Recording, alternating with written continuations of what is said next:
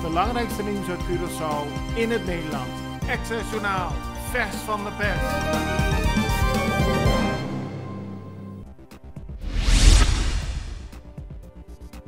De PNP, een van de twee coalitiepartijen, heeft moeite met het indienen van een lijst met erop de namen van de komende ministers voor de partij. Dat schrijft de Extra vandaag. Het probleem is dat een van de beoogde ministers in het verleden veroordeeld is.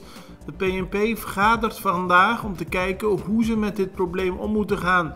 De Extra schrijft dat het vandaag die day voor de Groene Partij is, omdat er nu eindelijk duidelijkheid moet komen over wie er minister kan worden voor de PNP. De beoogde nieuwe coalitie van MFK en PNP wil meer werk maken van het toerisme op Curaçao. Dat meldt de Extra vandaag. De twee partijen tekenden onlangs een regeerakkoord en daarin wordt veel aandacht besteed aan de ontwikkeling van het toerisme. Het gaat al goed de afgelopen jaren op Curaçao, maar er moeten meer toeristen komen naar het eiland. Niet alleen mensen die hier komen per vliegtuig, maar ook cruise-toeristen. Zo zou er ook nog een extra megapier moeten komen, zo meldt de Extra vandaag.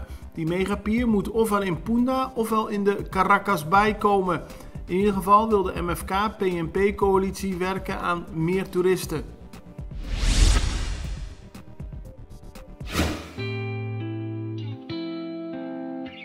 Agua y corriente é essencial para nos vida diário.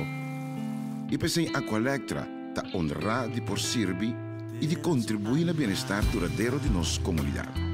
Nós que chamamos danke para cumprir carga sempre conosco. E que outra maneira para mostrar nossa gratitude, oferecendo uma compensação.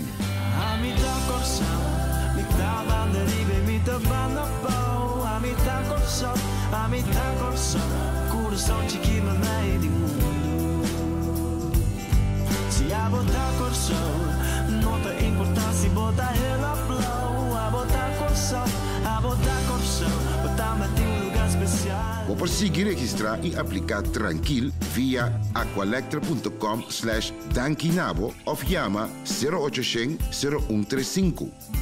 Muito nos contribui na melhor Curaçao. Journalist Sharina Henriques van Caribisch Netwerk heeft fel uitgehaald tegen het stilzwijgen van de Arubaanse regering en de politie over haar arrestatie. Dat deed ze gisteren op 3 mei, de internationale dag voor de persvrijheid. Henriques werd vorig jaar gearresteerd nadat Aruba een avondklok had ingesteld. Henriques had wel haar journalistieke papieren bij zich, maar toch wilde de politie dat ze niet op straat was. Inmiddels heeft het Openbaar Ministerie excuses aangeboden en ook is haar strafdossier gewist. Niettemin, van de regering en de politie heeft ze nog niks te horen gekregen. Het is vandaag 4 mei en op die dag worden alle burgers en militairen in het Koninkrijk herdacht die zijn omgekomen of vermoord sinds het uitbreken van de Tweede Wereldoorlog. Het gaat om mensen die zijn overleden in oorlogssituaties en bij vredesoperaties. Ook op Curaçao werd hierbij stilgestaan. Vanochtend werden verschillende kransen gelegd bij het Waaigat. Good morning. Start your day the right way. The Greenhouse Restaurant is now serving breakfast.